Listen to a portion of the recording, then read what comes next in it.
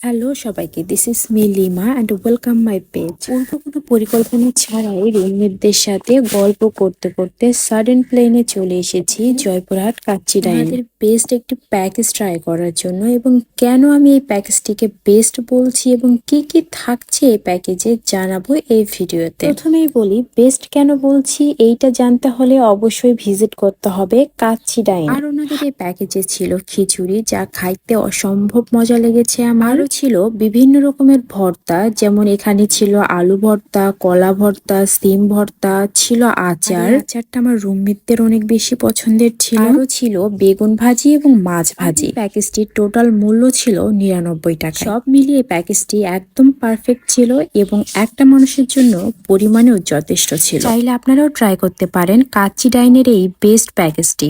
মজা, খুব মজা, আসলে মজা ছিল।